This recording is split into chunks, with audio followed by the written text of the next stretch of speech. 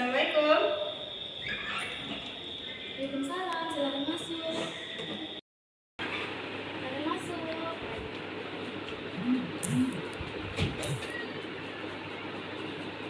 Silakan duduk.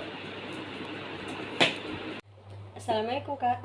Waalaikumsalam, ada yang bisa saya bantu? Jadi gini Kak, saya ingin konseling sama Kakak. Baik, terima kasih sebelumnya karena mau konseling. Boleh perkenalkan dirinya dulu? Perkenalkan, nama saya Hikmah Kak. Oke, Hikmah. Sebelumnya udah pernah konseling? Belum Kak? Belum. Baik ya, saya akan jelaskan sedikit tentang konseling. Konseling adalah pemberian bantuan yang diberikan dari konselor kepada klien untuk menyelesaikan masalah yang dihadapinya.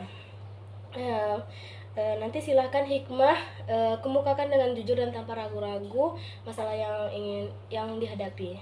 Oke, silahkan Hikmah, masalah apa yang mengganggu Hikmah itu. Jadi saya ini anak terakhir dari 6 bersaudara.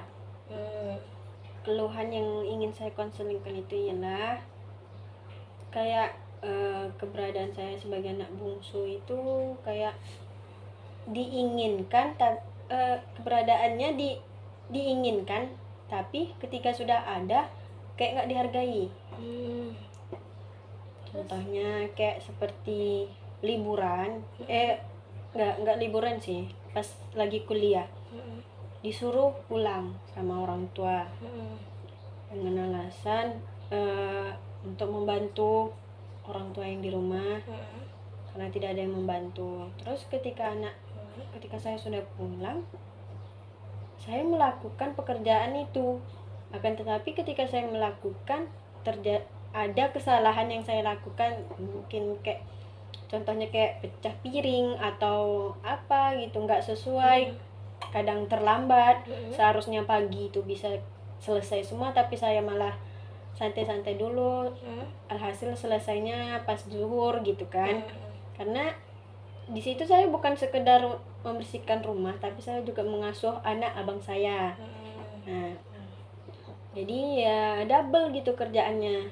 Ini kan nggak bisa gitu. Terus yang namanya orang tua karena dia dah pro untuk mengerjakan pekerjaan rumah sambilan dengan ngasuh anak, berbeda kan dengan kita yang belum pro ini. Jadi kayak ketika hal itu terjadi, kesalahan itu terjadi sama saya tuh kayak disalah-salahin, masa belum selesai gitu deh tadi juga, belum selesai kerjaannya, masa itu pecah, ndak berpikir gitu, dikatain ada perkataan orang tua itu yang membuat saya sakit hati dan membuat saya sedih gitu. Kok bisa orang tua saya mengatakan saya seperti itu?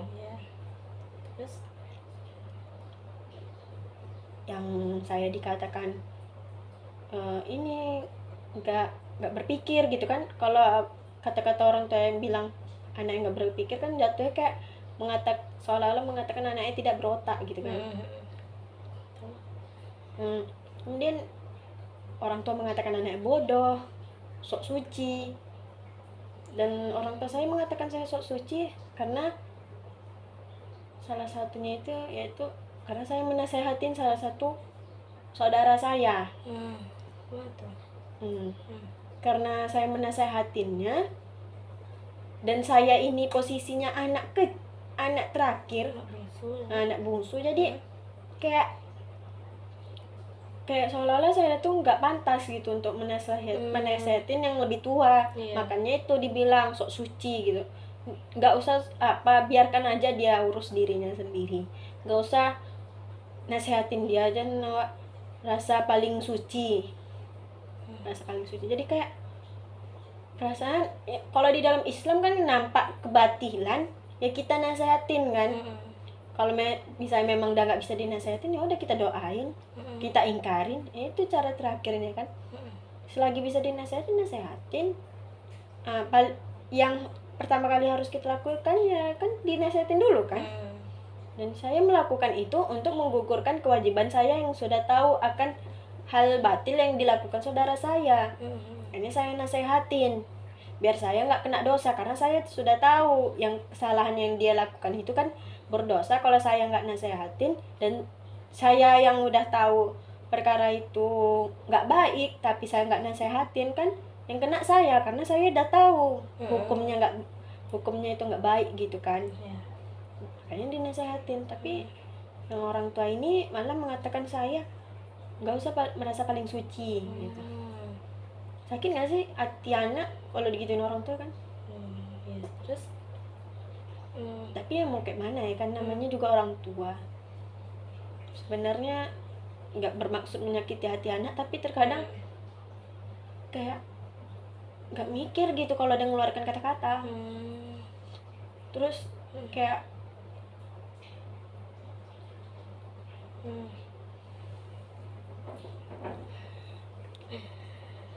kayak saya bercerita, pernah saya curhat tapi nggak didengarin gitu. Orang tua saya malah main HP. Tapi giliran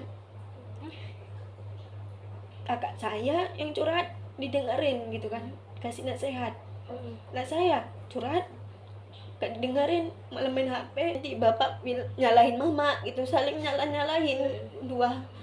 Terus anak kayak mana mau curhat ke siapa coba gitu kan? Anak curhat untuk minta nasihat, bukan untuk malah diadu nasib gitu kan. Adu nasib lah, dihakimi gitu.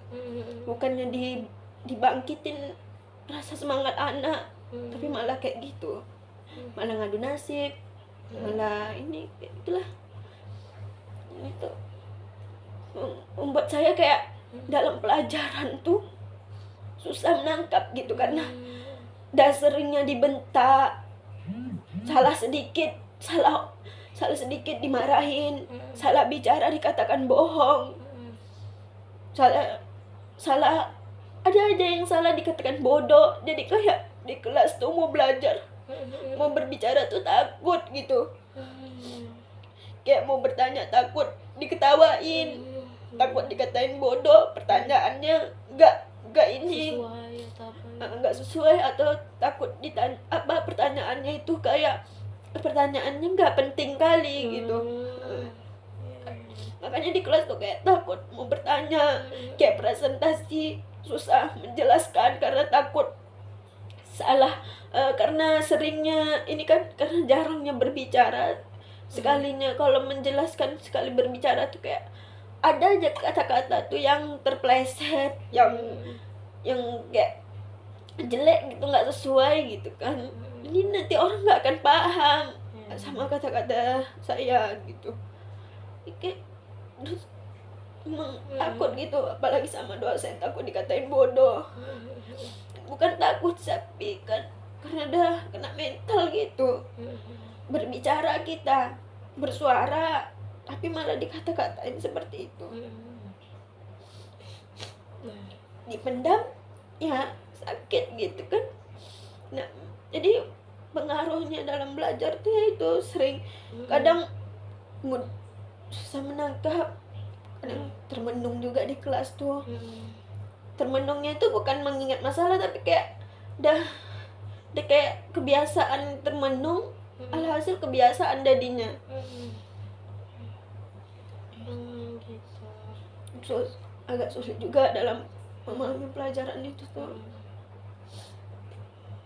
Dan kalau kayak tugas kelompok, dapat teman yang pintar dia, tapi dia kan belum tentu bisa mengajarkan kita.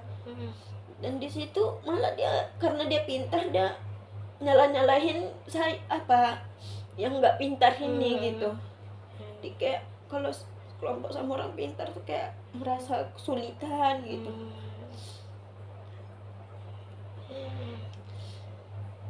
Jadi menurut kakak gimana itu caranya? Menurut saya tuh kalau masalah yang tadi sama orang tua tuh cobalah bicarakan baik-baik gitu sama orang tua, ini gimananya gitu tentang masalah tadi tuh. Dengerin lah hikmah sesekali gitu, bilang hikmah ini susah bicaranya, bilang gitu. Itu sih dari saya menurut menurut saya pribadi. Nah, besok kalau mau konseling bisa datang lagi ke sini. Oke, terima kasih.